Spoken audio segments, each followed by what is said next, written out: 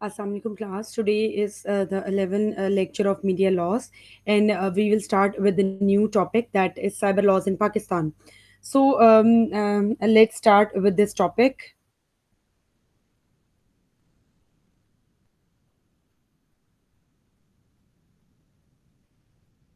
This topic is a very, we can say that a very important topic in one of these days because this is a time period of technology, and we cannot deny the importance of the technology. But with the importance of technology, we cannot deny this fact that there are certain issues that are attached with this importance.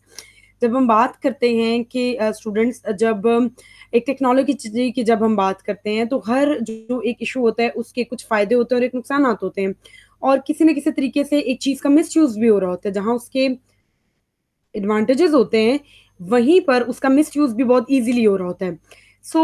जैसे हम बात जो है आज हम cyber loss का के बारे में डिस्कस करेंगे। First let's start with this it's सब topics that this topic has been categorized into the certain subtopics, and one by one I will explain all these topics to all of you. We will start with the introduction, then the cyber crimes, cyber crimes reported in Pakistan, then cyber laws in the world, cyber laws in Pakistan, Electronic Transition Ordinance of 2002, pre-ETO Electronic Transaction Ordinance 2002, post-Electronic Transaction Ordinance 2002. Why are cyber laws needed? What happens if you break a cyber law? And then in the end, I would like to conclude the whole topic. One by one जो है हम इसके साथ जो है वो पढ़ेंगे इस टॉपिक को।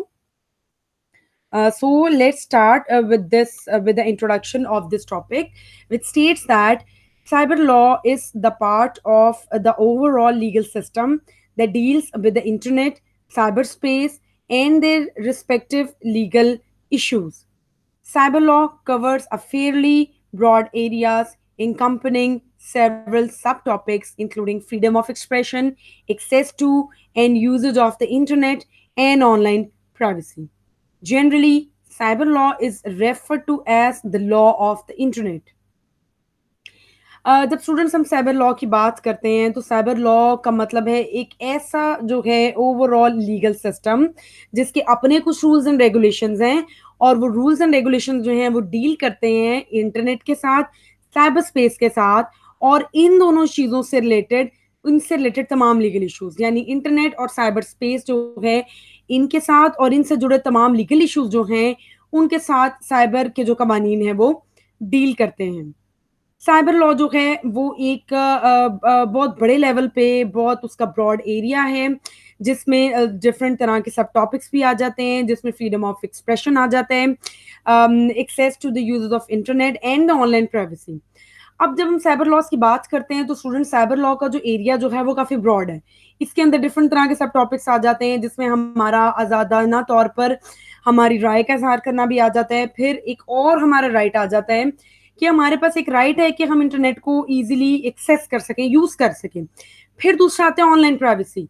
अब अगर मेरे पास एक राइट है कि मैं इंटरनेट को यूज कर सकूं but at the same time बाकी लोगों का भी राइट है कि इंटरनेट को यूज करें। सो एट द सेम टाइम हम सबकी प्राइवेसी का राइट भी एग्जिस्ट करता है। ये साइबर लॉज उस प्राइवेसी के साथ भी डील करते हैं। देन साइबर लॉज जो है बेसिकली जो हम उसको बोलें एक लॉ ऑफ इंटरनेट के तौर पे भी इसको कॉमनली लोग जानते हैं। The first cyber law was the Computer Fraud and Abuse Act enacted in 1986, known as Computer Fraud Abuse Act. This law prohibits unauthorized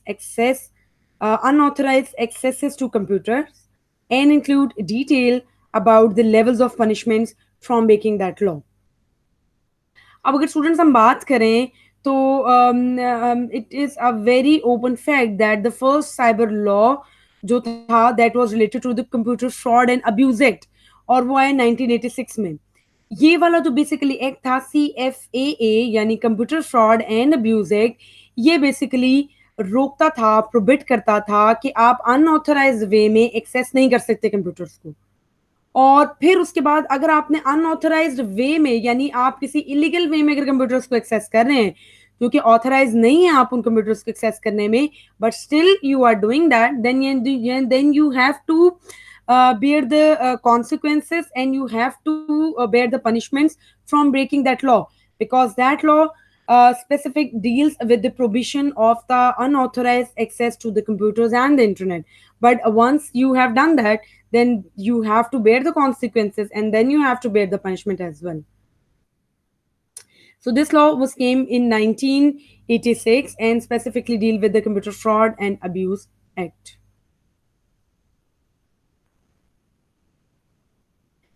cyber crimes, अब स्टूडेंट्स यहाँ पर जो है थोड़ा सा मैं आप लोगों के साथ डिस्कस कर लूँ कि एक होता है कन्वेंशनल क्राइम्स होते हैं, एक साइबर क्राइम्स होते हैं। अब इन दोनों में क्या फ़र्क है? क्या साइबर क्राइम्स जो हैं क्या वो डिफरेंट तरह के जो क्राइम्स हैं वो हैं, या हम उनको सेम जो है कहते हैं कन्वेंशनल क्राइम्स की तरह? सो इस चीज़ को डिस्कस करते चलते हैं कि दुनिया में कवानीन जो हैं उनकी भी जो है कैटेगराइजेशन की गई है। कुछ जो हैं क्राइम्स वो डील करते हैं ट्रेडिशनल क्राइम्स के साथ। अब ट्रेडिशनल क्राइम्स कौन से हैं? जो चोरी होगी, मर्डर हो गया, इस तरह के किसी ने किसी का बाजू तोड़ दिया, टांगे तोड़ दी, किसी की प्राइवेसी को इंट्रूड कर दिया, ये बेसिकली है ट्रेडिशनल क्राइम्स। अब क्वेश्चन राइज होता है कि क्या ये जो ट्रेडिशनल क्राइम्स जो हैं ये बेसिकली जो है क्या ये इनमें कोई फर्क है या ये साइबर क्राइम्स की तरह है? अब साइबर क्राइम्स जो हैं स्टूडेंट्स, वो बेसिकली डिफरेंट तरह के क्राइम्स हैं। अब वो डिफरेंट तरह के क्राइम्स कौन से हैं और वो डिफरेंट तरह के क्राइम्स क्यों हैं? क्योंकि वो बेसिकली ट्रेडिशनल वेज में एक्ट नहीं करते हैं, वो ट्रेडिशनल वे में लोगों के साथ डील नहीं करते हैं, वो बेसिकली उनका एरिया ही डिफरेंट है, उनका स्कोप ही डिफरेंट है, वो वेरी करते हैं area, scope and its application में। ये तो साइबर क्राइम्स जो हैं ये बेसिकली इंटरनेट से रिलेटेड जो हैं वो जो इश्यूज से रिलेटेड हैं, कंप्यूटर से रिलेटेड हैं, सॉफ्टवेयर से रिलेटेड हैं, हार्डवेयर से रिलेटेड हैं, वायरसेस से रिलेटेड हैं। सो इस तरह ये जो है इनका टोटल एरिया डिफरेंट है, इनका स्कोप डिफरेंट है, इनकी फंक्शनिंग डिफरेंट है, इनकी इन्फोर्समेंट मैकेनिज्म डिफरेंट है, और इनके लॉज भी जो ट्रेडिशनल क्राइम से डील करने वाले जो लॉज हैं उनसे टोटल डिफरेंट है।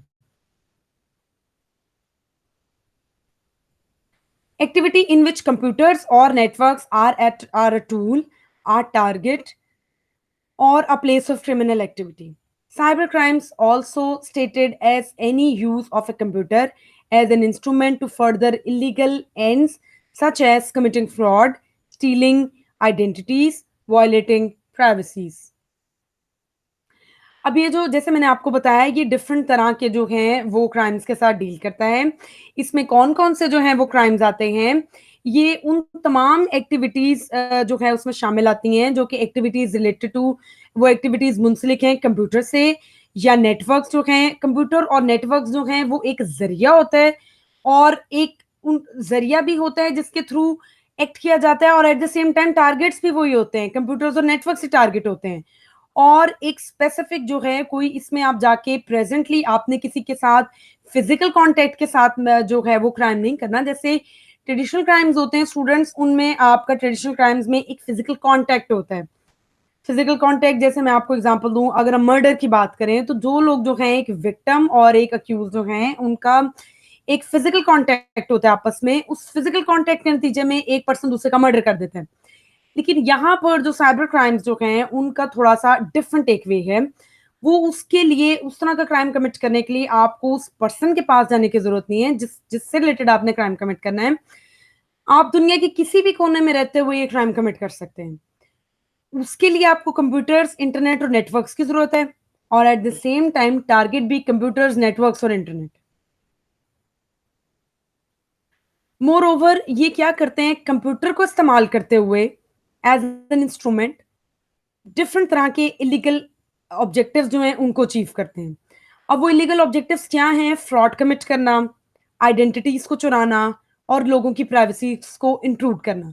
अब वो प्राइवेसीज फिजिकल प्राइवेसीज नहीं है जो हमारे घरों पे हम कहते हैं राइट टू प्राइवेसी लगता है। ये वो प्राइवेसी हैं जो आपके डिफरेंट ऑनलाइन वेबसाइट्स या बैंक से रिलेटेड आपके पासवर्ड्स हैं, उनको ब्रेक कर कर चुरा कर आप उनके नेटवर्क को एक्सेस कर लेते हैं। It is also include traditional crimes in which computers or networks are used to enable the illicit activity. As the computer has become central to commerce, entertainment, and government, cybercrime has grown in its importance. वो कहता है कि ये इसमें वो कहता है कि अगर हम ये डिस्कस करें, इसका अगर हम कंपैरिजन करें ट्रेडिशनल क्राइम्स के साथ साइबर क्राइम्स का, तो हम ये कह सकते हैं कि ट्रेडिशनल वे में भी ये एक्ट करता है इन अ वे, जैसे हमें बात करें कि विक्टिम कौन है और जो है अक्यूज्ड कौन है। अब इसमें लेकिन ये होता है कि eight the same time victim और अक्यूज जो है वो सेम होते हैं। यानी अगर ए और बी जो हैं उसमें ए ने बी की प्राइवेसी को इंट्रूड करना है या ए के नेटवर्क पे एक्सेस करना है, तो वो eight the same time same tool use करेगा ना, कंप्यूटर यूज करेगा। और बी के हार्डवेयर का जो सिस्टम है जो कहीं ना कहीं उसके कंप्यूटर डिवाइस में जो लगा हुआ है उस पर जाके एक्सेस कर लेगा। सो यहाँ पर हम कह सकते हैं एक ट्रेडिशनल क्राइम भी है जिसमें कंप्यूटर्स और नेटवर्क्स जो हैं वो यूज किए जाते हैं इलीगल एक्टिविटीज को कमिट करने के लिए। और एक एक बेनिफिट जो है वो एक बेनिफिट ये है कि कंप्यूटर्स जो हैं वो कॉमर्स, इंटरटेनमेंट और गवर्नमेंट, अब आप दुनिया के किसी भी जो है एक फील्ड की बात कर लें तो दुनिया की तमाम जो फील्ड्स हैं उनमें कंप्यूटर का यूज होता है। कंप्यूटर की इंपॉर्टेंस और यूजेज को हम डिनाई नहीं कर सकते। हम इस चीज को नहीं जो है इसको अपना कोई भी काम जो है हम आजकल जो है वो नहीं चला सकते कंप्यूटर एक्टिविटीज के बगैर।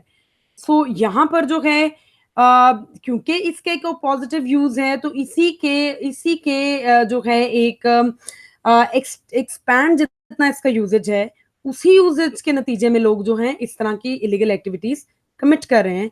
और साइबर क्राइम जो है अब उसने दुनिया की अटेंशन सीख कर ली है। दुनिया की अटेंशन कैसे सीख की है कि अब दुनिया इसकी इंपॉर्टेंस को डिनाई नहीं कर सकती। ये एक टेक्नोलॉजी एग्जिस्ट करती है कंप्यूटर नेटवर्क्स और इंटरनेट से रिलेटेड, और इसी टेक्नोलॉजी से रिलेटेड क्राइम्स कमिट हो रहे हैं।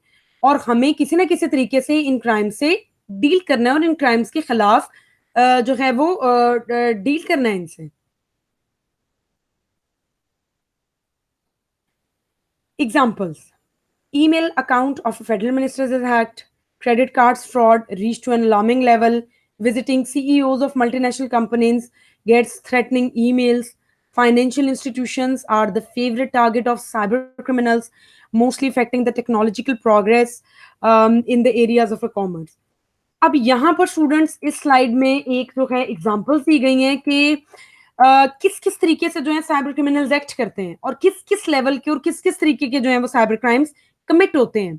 अब उसमें जो है डिफरेंट एग्जांपल्स हैं, जैसे आप किसी भी फेडरल मिनिस्टर जो है उसका अकाउंट ईमेल अकाउंट हैक कर दें।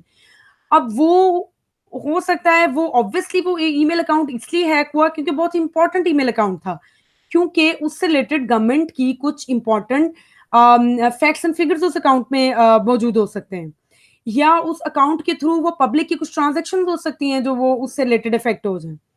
फिर क्रेडिट कार्ड्स का जो स्कैम है वो हम देखते हैं कि बहुत ही कॉमन है। फिर दूसरा, हम कुछ अर्से पहले पाकिस्तान में हमने देखा था एटीएम मशीन्स जो थी, एटीएम कार्ड्स का एटीएम मशीन्स के थ्रू एक स्कैम जो था वो स्टार्ट हुआ।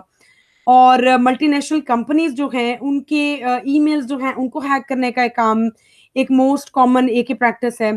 फिर एक फाइनेंशियल इंस्टीट्यूशंस जो हैं मोस्टली जो टारगेट होते हैं साइबर क्रिमिनल्स के थ्रू, साइबर क्राइम्स के थ्रू, वो आपके फाइनेंशियल इंस्टीट्यूशंस हैं, क्योंकि बेसिकली ये क्राइम जो है किया ही फाइनेंशियल बेनिफिट्स गेन करने के लिए किया जाता है।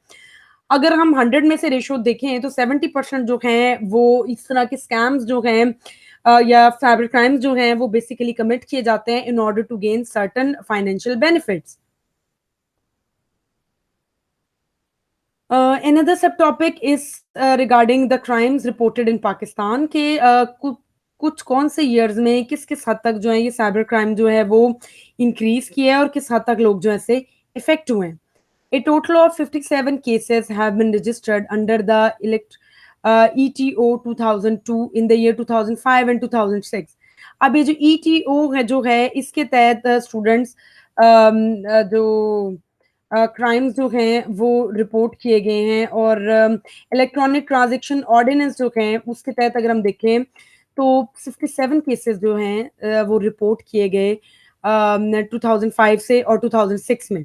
इस 2 ईयर्स के बीच बीच में 2 सालों के बीच में इतने 57 केसेस जो हैं वो रजिस्टर हुए हैं। अब ये वो केसेस हैं स्टूडेंट्स जो रजिस्टर हो गए।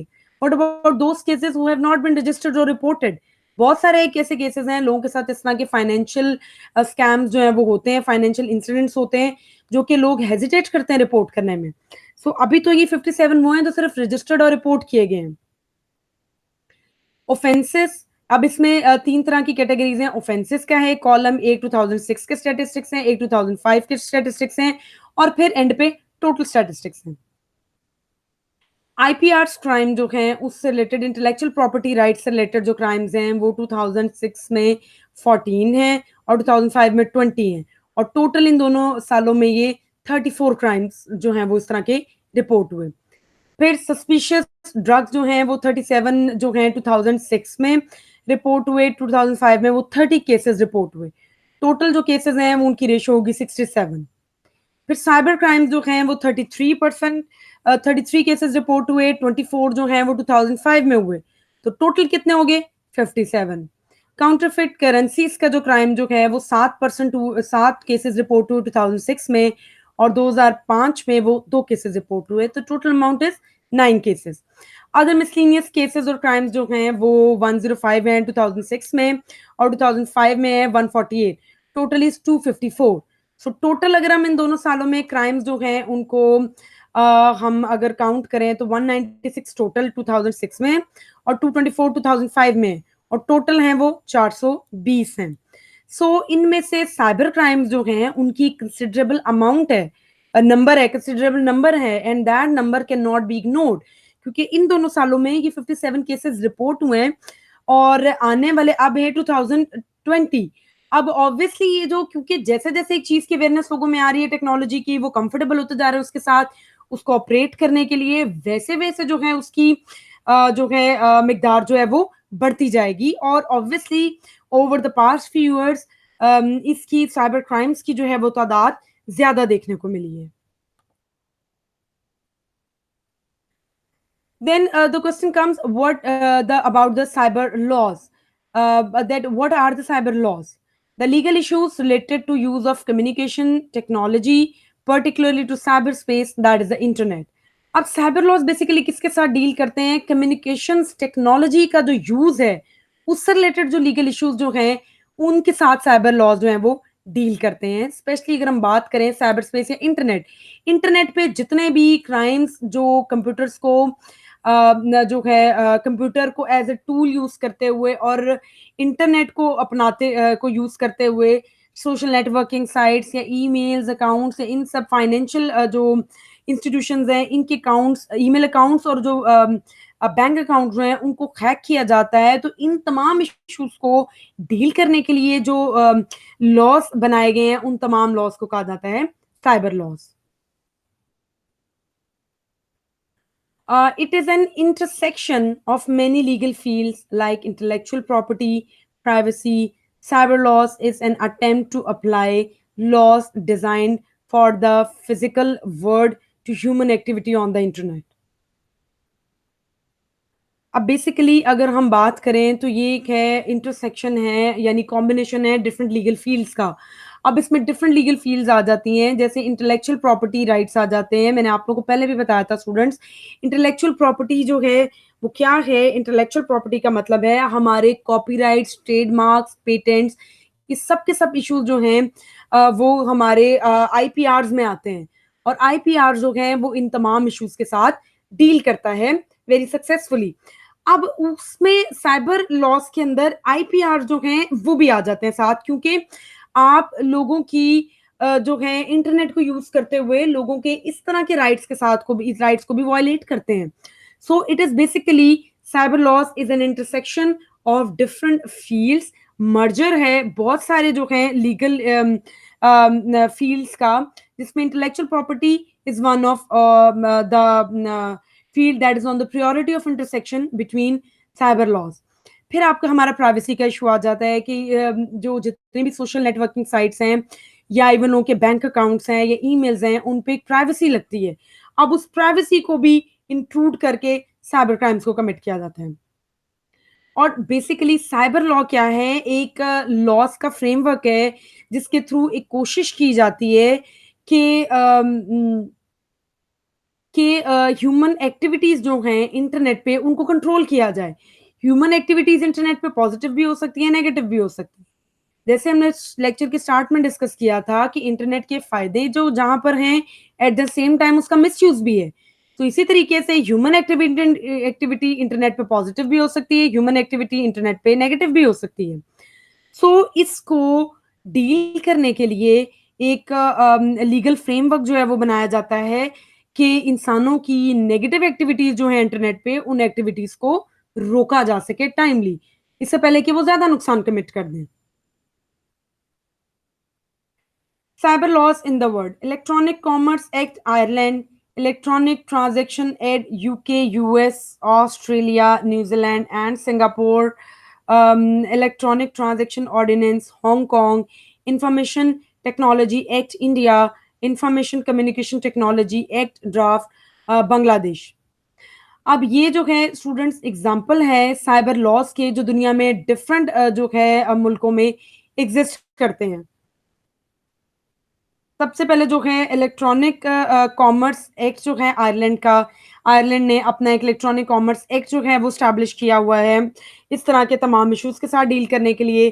फिर उसके बाद इलेक्ट्रॉनिक ट्रांजैक्शन एक्ट जो है यूके, यूएसए, ऑस्ट्रेलिया, न्यूजीलैंड और सिंगापुर, उन कंट्री इन तमाम कंट्रीज ने इलेक्ट्रॉनिक क्राइम्स को डील करने के लिए इलेक्ट्रॉनिक ट्रांजैक्शन एक्ट स्टैब्लिश किया। हांगकांग ने इलेक्ट्रॉनिक ट्रांजैक्शन ऑर्डिनेंस जो था वो जारी किया।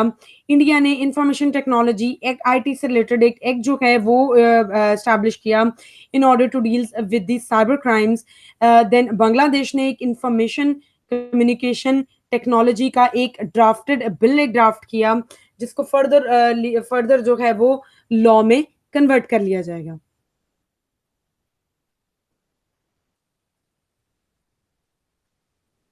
Then the most important section of this basic study is, or basic topic is, the cyber laws in Pakistan. Our primary concern is to deal with the what is this cyber mechanism that is prevailing in the Pakistan. So we will discuss this particular slide in this context, which states that there are different laws promulgated in Pakistan. These laws not only deal with crime of internet, these deals with all the dimensions related to computer and networks. Two of them are most common. There are Electronic Transaction Ordinance of 2002 and Electronic Cybercrime Bill of 2007. अब पाकिस्तान की जब हम बात करते हैं तो ये discuss किया जाता है कि पाकिस्तान में बहुत सारे लॉज जो हैं वो प्रोमलगेट किए गए हैं इस इंटरनेट के इशू से डील करने के लिए। अब वो इंटरनेट जो है वो इंटरनेट पे किस चीज़ से डील करने के लिए ये डिफरेंट मैकेनिज्म स्टैब्लिश किया गया साइबर क्राइम से। Pakistan is not an exception. Students, जब हम बात करते हैं पाकिस्तान के इलेक्ट्रॉनिक एक्ट्स की, क्राइम्स की, so Pakistan is also one of those country who is becoming the prey of this cyber crimes. Pakistan भी दुनिया के उन ममालिक में से है जो कि साइबर क्राइम्स का शिकार होता है और उसमें से कुछ जो है पाकिस्तान ने भी अपना एक लीगल मैकेनिज्म जो है वो अडॉप्ट किया है इस तरह के इशू से डील करने के लिए। और वो जो फ्रेमवर्क जो बनाया गया है वो लॉज जो हैं डील करते हैं इंटरनेट पे होने वाले क्राइम से रिलेटेड और कंप्यूटर और नेटवर्क से रिलेटेड जो क्राइम्स हैं उनसे डील करते हैं, जिनमें दो मोस्ट इंपॉर्टेंट जो है हमारे, एक ऑर्डिनेंस और एक बिल है। सबसे पहले एक हमारा 2002 में इलेक्ट्रॉनिक ट्रांजैक्शन ऑर्डिनेंस आया 2002 में, फिर उसके बाद हमारा साइबर क्राइम बिल आया 2007 में। ये दो वो मोस्ट इंपॉर्टेंट हमारे ऑर्डिनेंस और बिल हैं जो पाकिस्तान में इलेक्ट्रॉनिक क्राइम्स, इंटरनेट, कंप्यूटर्स और नेटवर्किंग के साथ डील करता है।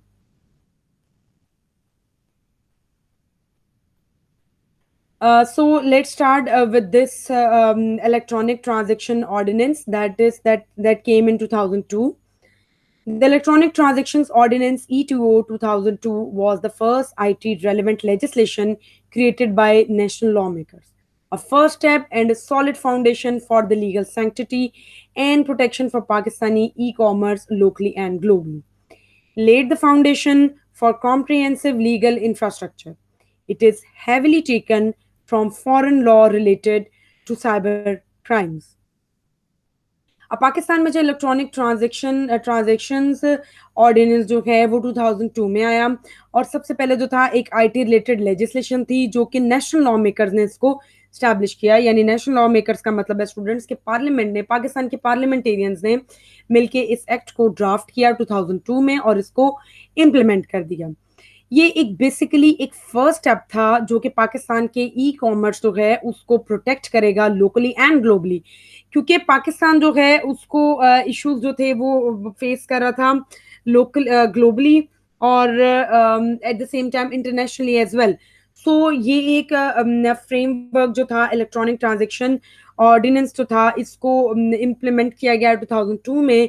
पर्पस इसका जो था पाकिस्तान के ई कॉमर्स को प्रोटेक्ट करे लोकली यानी डोमेस्टिकली भी, और इंटरनेशनली भी पाकिस्तान के जो बिजनेसेस जो हैं गवर्नमेंट के जो डिफरेंट स्टेट्स के साथ जो उसने अपने कमिटमेंट्स किए हुए हैं, एग्रीमेंट्स किए हुए हैं, फाइनेंशियल एग्रीमेंट्स होते हैं आपके, फाइनेंशियल ट्रांजेक्शन से रिलेटेड होते हैं, तो उन तमाम इश्यूज को प्रोटेक्ट करने के लिए पाकिस्तान ने ये ई कॉमर्स से रिलेटेड लेजिस्लेशन थी जो पास की। और ये एक फर्स्ट जो था एक स्टेप था जिससे पाकिस्तान ने ई कॉमर्स जो है और ये जो जितने भी साइबर क्राइम्स जो हैं इनसे रिलेटेड एक्टिविटीज को चेक करने के लिए और कंट्रोल करने के लिए ये एक फर्स्ट अटेम्प्ट की। और जैसा कि हम जानते हैं कि दुनिया में तमाम जो कंट्रीज हैं, मोस्टली कंट्रीज जो हैं, डोमेस्टिक लॉ और इंटरनेशनल लॉ जो है वो साथ साथ चल रहे होते हैं। स्टेट्स जो हैं वो जब इस तरह के जब नए जो ट्रेंड्स दुनिया में स्टार्ट होते हैं तो स्टेट्स उससे रिलेटेड इतना अवेयर नहीं होती हैं। इंटरनेशनली फिर एजेंडा स्टार्ट होते हैं और स्टेट्स उन एजेंडाज में पार्टिसिपेट करती हैं, और जब स्टेट्स उन एजेंडाज में पार्टिसिपेट करती हैं तो अपनी इंटरनेशनल कमिटमेंट्स करती हैं, और उन इंटरनेशनल कमिटमेंट्स के नतीजे में कंट्रीज जो हैं they are bound to make certain legislations at the domestic level. So Pakistan is not an exception. Pakistan has also taken part into certain international legal frameworks, and as a result of those international legal frameworks, Pakistan has initiated certain projects at national levels to in order to tackle with the cyber crimes issue. And Pakistan ने successfully जो है इस ordinance को पास करवाया, और इस ordinance को पास करवाकर मकसद जो था, ऑब्जेक्टिव ये था कि ई कॉमर्स इंडस्ट्री को प्रोटेक्ट करना, इस तरह के फाइनेंशियल स्कैम्स जो हैं उनको रोकने से रिलेटेड पॉलिसीज, और इंटरनेट ये जो पॉलिसी ये प्राइवेसी का जो इशू है इसको भी इंटैक्ट रखा जाए, इंश्योर किया जाए, प्रोटेक्ट किया जाए।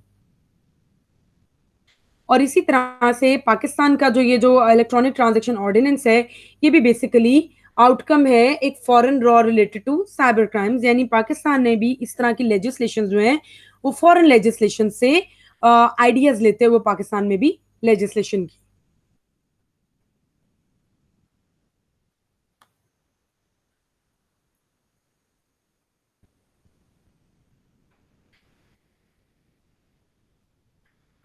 Now, this slide deals with the period of a pre-ETO 2002. That what were the conditions regarding the cyber crimes before the Electronic Transaction Ordinance 2002. No recognition of electronic documentation, no recognition of electronic records, no recognition of evidential basis of documents and records, failure to authenticate or identify digital or electronic signatures or forms of authentication. No online transaction could be legally binding. Electronic data and forensic evidences not covered because there were no rules at that period of time. अब ये basically जो है ये slide जो है उन उन issues के साथ डील कर रही है कि what were the prevailing circumstances before this electronic transaction ordinance 2002। क्या क्या जो थे इश्यूज जो थे वो उस टाइम पे प्रिवेल कर रहे थे, एग्जिस्ट कर रहे थे। तो सबसे पहले बात है कि कोई इलेक्ट्रॉनिक डॉक्यूमेंटेशन जो थी उसका इस तरह से ट्रेंड नहीं था। इलेक्ट्रॉनिक रिकॉर्ड जो थे उसका ऐसा कोई ट्रेंड नहीं था। डॉक्यूमेंटेड फॉर्म में रिकॉर्ड्स मौजूद होते थे और वो फिजिकल रिकॉर्ड जो थे वो मौजूद थे, बट सॉफ्ट कॉपीज में यानी इलेक्ट्रॉनिक रिकॉर्ड्स जिनको हम कहते हैं there were no trends of such kind of electronic records at that period of time. उसके बाद कोई भी एविडेंशियल बेसिस जो थी इस तरह के रिकॉर्डेड डॉक्यूमेंट्स की नहीं थी। आप लोगों ने लॉ ऑफ एविडेंस में भी पढ़ा होगा कि प्राइमरी एंड सेकेंडरी एविडेंसेस जो हैं उनकी कैटेगरीज एग्जिस्ट करती हैं पाकिस्तान में। प्राइमरी एविडेंस जो हैं वो बेसिकली उसमें प्राइमरी एविडेंस में फॉल करता है टेस्टिमनीज ऑफ द पीपल, यानी लोग फिजिकली जो है कोर्ट में जाते हैं जब उनको बुलाया जाता है और वो फिजिकली कोर्ट में पैर होते हैं और जाके अपनी गवाहियां रिकॉर्ड करवाते हैं। सेकेंडली जो आते हैं फिर हमारे ये ओरिजिनल डॉक्यूमेंट्स आते हैं, not photo copies, original documents, वो जो है एक्ट करते हैं प्राइमरी एविडेंसेस। उसके बाद जो है सेकेंडरी एविडेंसेस आते हैं। So this slide also highlighted has highlighted an important issue that there was no recognition of the evidential basis of documents and records। क्योंकि इलेक्ट्रॉनिक डॉक्यूमेंट्स जो थे और रिकॉर्ड्स जो थे उनका ट्रेंड ही नहीं था, तो उनकी एविडेंशियली बेसिस भी एग्जिस्ट नहीं करती थी। एविडेंशियल बेसिस सिर्फ जो हार्ड कॉपीज में जो लॉज एग्जिस्ट करते हैं, रिकॉर्ड्स एग्जिस्ट करते थे, उनकी जो थी मानी जाती थी। डिजिटल सिग्नेचर्स जो थे उनका कोई ट्रेंड नहीं था, कोई फॉर्म्स ऑफ ऑथेंटिकेशन नहीं थी फॉर्म्स की, ऑनलाइन ट्रांजेक्शन्स जो थी वो लीगली बाइंडिंग नहीं थी, इलेक्ट्रॉनिक डेटा जो था यानी फॉरेंसिक एविडेंसेस जो थे वो अभी तक जो थे इसमें कवर्ड नहीं हो रहे थे। फॉरेंसिक एविडेंसेस भी जो होते हैं, आप जब फॉरेंसिक साइंस पढ़ते हैं स्टूडेंट्स तो उसमें भी ये चीज़ पता चल जाती है कि ये जो इलेक्ट्रॉनिक से रिलेटेड जो होती है फॉरेन क्राइम्स जो होते हैं उनसे रिलेटेड भी फॉरेंसिक एविडेंस की कुछ फील्ड्स जो है इनके साथ डील करती हैं। तो जब इलेक्ट्रॉनिक डाटा ही नहीं था तो फॉरेंसिक एविडेंसेस भी जो थे उस फील्ड को कवर नहीं कर रहे थे। सो पाकिस्तान में एक बहुत जो थी एक इम्पॉर्टेंट फील्ड जो थी वो लैक कर रही थी, जो कि इलेक्ट्रॉनिक जो है यानी साइबर स्पेस, इंटरनेट और इन सब चीज़ों से रिलेटेड थी, उसका कोई ट्रेंड ही मौजूद नहीं था। There are 43 sections in this ordinance. It deals with following 8 main areas relating to e-commerce: recognition of electronic documents, electronic communications, digital signatures, regime and its evidential consequences, website and digital signature certification providers, stamp duty, attestation, notarization, certified copies, jurisdictions and offenses.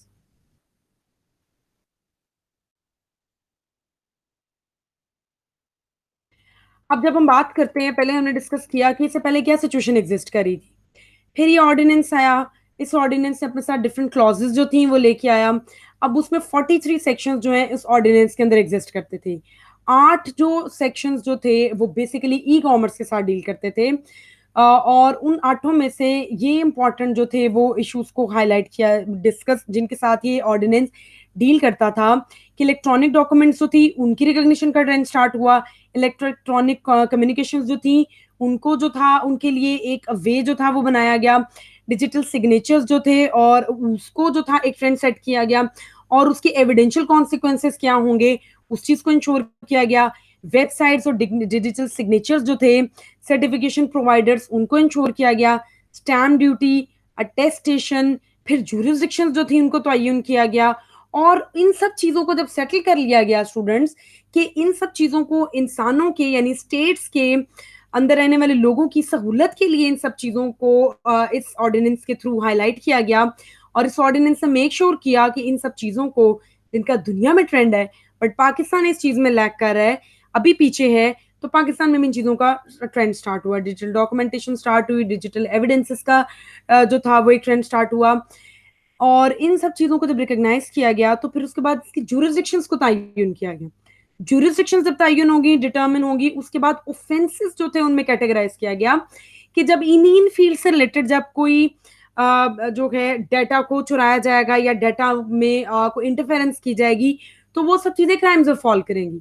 और उन crimes जो हैं वो traditional crimes से हटकर crimes हैं और उन क्राइम्स को साइबर क्राइम्स की कैटेगरी में रखा गया। Important sections are: first is section 36, violation of privacy information, gains or attempts to gain access to any information system with or without intent to acquire the information, gain knowledge, imprisonment for 7 years, fine of rupees 1 million। अब इस section की अब इन जो 43 sections थे उनमें से एक important section है सेक्शन 36।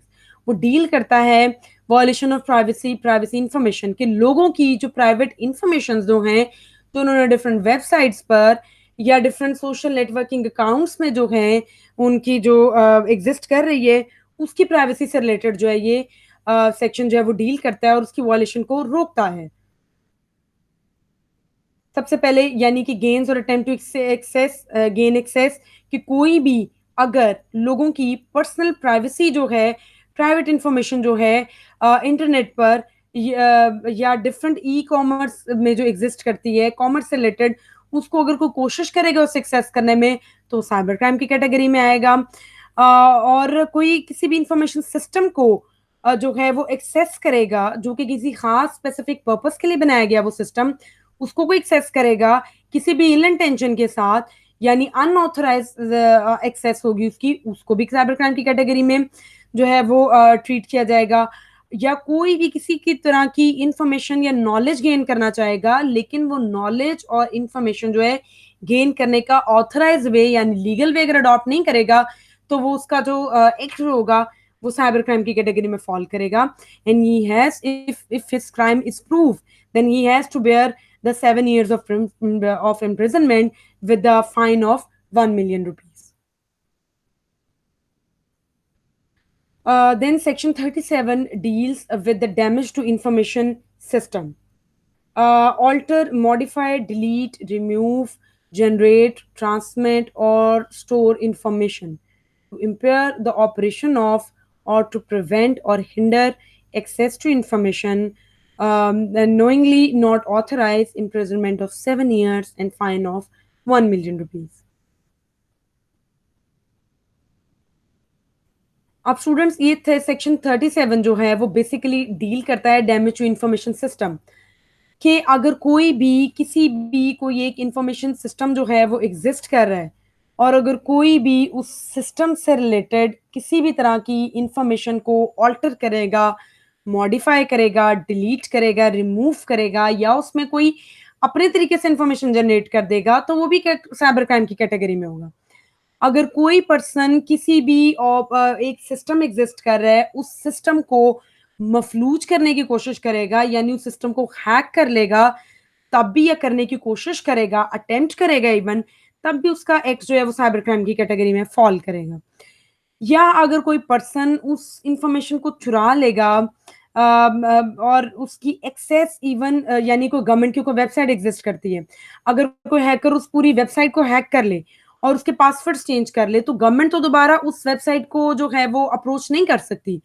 सो उसके इस एक्ट को भी एक साइबर क्राइम की कैटेगरी में रखा जाएगा, और उसके रीजन उसकी वजह से उसके इस एक्ट को साइबर क्राइम कंसिडर किया जाएगा, और अगर उसका ये क्राइम प्रूव हो जाए तो फिर उसको 7 साल की इम्प्रिजनमेंट जो है वो बर्दाश्त करनी पड़ेगी, और 1 मिलियन फाइन भी दिया जाएगा, रखा जाएगा उसके लिए। Then we have another section of section 38 that deals with the offenses to be non-bailable, compoundable, and cognizable. All offenses under this ordinance shall be non-bailable, non-compoundable, and cognizable. Compoundable and cognizable.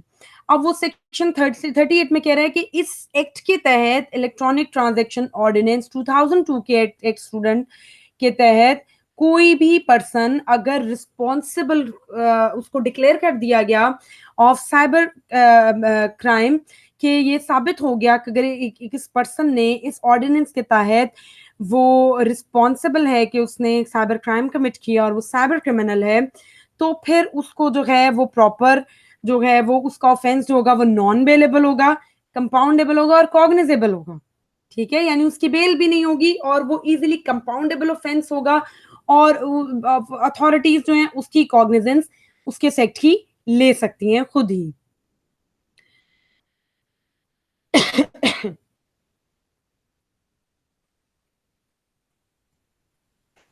Then we have another section of section 39 that deals with the prosecution and trial of offenses. No court inferior to the court of sessions shall try any offense under this ordinance. अब वो ये कहा जाता है कि इस act के अंदर जो एक्ट्स बताए गए हैं, अगर कोई पर्सन वो एक्ट्स कमिट कर लेता है, then he is presume to be guilty of cyber crimes. इसका मतलब है वो पर्सन जो है वो ये चीज साबित हो जाएगी कि वो पर्सन जो है उसने साइबर क्राइम कमिट किया है। अब वो कहता है कि ये इस लेवल के ऑफेंसेस हैं कि इनको कोई भी कोर्ट जो कि सेशन कोर्ट से कोई भी निचली कोर्ट जो है वो ऐसे पर्सन का, ऐसे क्रिमिनल का ट्रायल नहीं ले सकती और ना ही उसको सजा दे सकती है। सो ज़रूरी है कि मिनिमम जो है एक सेशन कोर्ट जो जज है वो इस तरह के केसेस को सुने और ऐसे क्रिमिनल्स का ट्रायल करे, और इससे निचली अदालत का कोई भी जज जो है उनके पास जुरिस्डिक्शन नहीं एग्जिस्ट करती इस तरह के ऑफेंसेस को ट्राई करने की और लोगों को पनिश करने की। Then we have another subtopic that is post electronic transaction ordinance 2002 कि अब इस एक्ट के आने के बाद जो थे वो हालात किस तरफ गए और किस तरीके से चीजों को डील किया गया। Electronic documentation and records recognize electronic and digital forms of authentication and identification given legal sanctity. Messages through email, fax, mobile phones, plastic cards, online recognized. अब स्टूडेंट्स ये देखा गया कि इस इलेक्ट्रॉनिक एक्ट के आने के बाद जो एक सबसे बड़ा जो फायदा हुआ वो इस चीज का हुआ कि जो इलेक्ट्रॉनिक डॉक्यूमेंटेशन जो थी, इलेक्ट्रॉनिक रिकॉर्ड्स जो थे उनको रिकॉग्निशन दी गई। जो रिकॉर्ड जो थे उनको डिजिटल फॉर्म में रखा गया, उनको ऑथेंटिकेट किया गया और उनकी आइडेंटिफिकेशन जो थी वो इंश्योर की गई। मैसेजेस जो थे वो ईमेल, फैक्स, मोबाइल फोन्स के थ्रू जो थे वो ऑनलाइन जो थे वो भेजने का ट्रेंड स्टार्ट हुआ और उनको ऑनलाइन रिकॉग्निशन मिली, यानी उनका एक ऑनलाइन स्टेटस जो था वो रिकॉग्नाइज किया गया।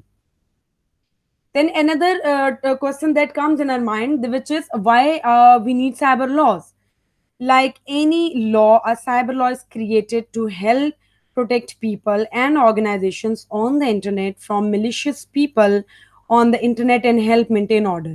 If someone breaks a cyber law or a rule, it allows another person or organization to take action against that person or to have them sentenced to a punishment.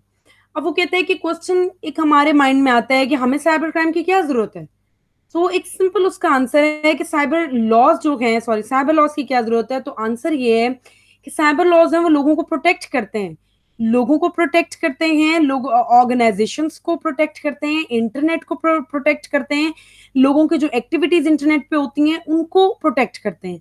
और जब इस तरह की प्रोटेक्शन स्टेट्स प्रोवाइड करती हैं लोगों को, organisations को और इंटरनेट यूजर्स को, तो एक लॉ एंड ऑर्डर की सिचुएशन ऑटोमेटिकली इंश्योर हो जाती है। और अगर कोई इस तरह के कानून को ब्रेक करता है, तोड़ता है, वायलेट करता है, तो उस तरह के वायलेटर के अगेंस्ट जो है फिर बहुत अच्छे वे में जो है एक्शन लिया जा सकता है। अब एक्शन किस तरह से लिया जाता है? इम्प्रिजनमेंट हो जाती है, फाइन जो है वो कर दिया जाता है, तो फिर उस चीज से लोगों के बिहेवियर को अमेंड किया जाता है। What happens if you break a cyber law? This is another question that comes in our mind कि what happens if you break a cyber law? Cyber loss को तोड़ने का, वॉलेट करने के क्या कॉन्सिक्वेंसेज हो सकते हैं?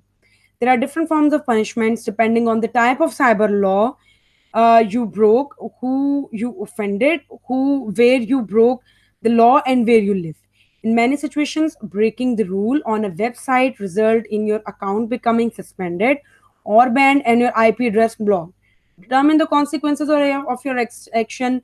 For minor offenses, we recommend reviewing the company's terms of services and rules. अब वो कहते हैं कि बहुत सारे कॉन्सिक्वेंसेस जो हैं वो बेयर करने पड़ते हैं एक लॉ ब्रेकर को जो कि साइबर लॉस को वायलेट करता है। डिफरेंट तरह की पनिशमेंट जो हैं वो एग्जिस्ट करती हैं, लेकिन डिपेंड करता है आपने कौन सा कानून तोड़ा है साइबर लॉज में से, आपने किसको ऑफेंड किया है, गवर्नमेंट लेवल पे लोगों को ऑफेंड किया है, गवर्नमेंट सेक्टर को किसी को अफेक्ट किया है या आम पब्लिक को अफेक्ट किया है। और ये एग्जिस्ट करता है आप किस स्टेट में रहते हैं। कुछ स्टेट्स के बहुत स्ट्रिक्ट साइबर लॉज हैं और कुछ स्टेट्स के नॉर्मल साइबर लॉज हैं। तो इस तरह की सिचुएशन में डिफरेंट टाइप सिचुएशन भी एग्जिस्ट करती हैं जब आप वेबसाइट्स को हैक करते हैं या वेबसाइट्स की प्राइवेसी को इंट्रूड करते हैं, तो वो समटाइम्स आपके अकाउंट को सस्पेंड कर देती हैं, बैन कर देती हैं और आपकी आईपी एड्रेस को ब्लॉक कर देती हैं ताकि आप एक्सेस ही फर्दर ना कर सकें इंटरनेट के थ्रू स्पेसिफिक वेबसाइट का। फिर समटाइम्स क्या होता है, माइनर ऑफेंसेस कमिट करते हैं तो आप समहाउ उसमें से निकल भी जाते हैं, लेकिन ये डिपेंड करता है सरकमस्टांसेस जो हैं इसमें वेरी करते हैं। हम इसमें एक 2+2=4 का आंसर नहीं कर सकते क्योंकि साइबर लॉज भी जो है वो स्टेट टू स्टेट वेरी करते हैं। If you have committed a more serious offense such as hacking, attacking other person or website or causing any person or company distress, additional action may be taken against you. अब वो कहते हैं कि depend करता है कि अगर आपने कोई माइनर ऑफेंस किया है तो शायद आप बच सकते हैं, but if you have committed a major offence, यानी मेजर साइबर क्राइम अगर आपने कमिट कर दिया है, तो there is a high probability कि आपका ट्रायल शुरू होगा और आपको पनिशमेंट्स मिलेंगी, और पनिशमेंट्स के साथ आपको फाइन भी मिलेंगे, और फिर then you have to bear all the consequences for the violation of cyber laws. Now, I would like to conclude the whole topic by saying that cyber laws जो है, हमने स्टूडेंट्स उसका इंट्रोडक्शन पढ़ा. Introduction में हमने पढ़ा कि किस तरह का ये लॉ है, तो किस तरह के सब फील्ड्स इसके साथ एग्जिस्ट करती हैं, क्या इसका स्कोप है, क्या इसकी इंपॉर्टेंट है, किस तरीके से इम्प्लीमेंट होता है, किस तरीके से इसकी वर्किंग होती है. फिर हमने पढ़ा कि साइबर लॉज डिफरेंट मुल्कों में, इसकी थोड़ी सी इनिशियल हिस्ट्री हमने पढ़ी. फिर हमने पढ़ा कि दुनिया में साइबर लॉज कहाँ कहाँ कैसे कैसे एग्जिस्ट कर रहे हैं. फिर हमने पाकिस्तान में एक ऑर्डिनेंस और एक बिल जो है उसके बारे में डिस्कस किया.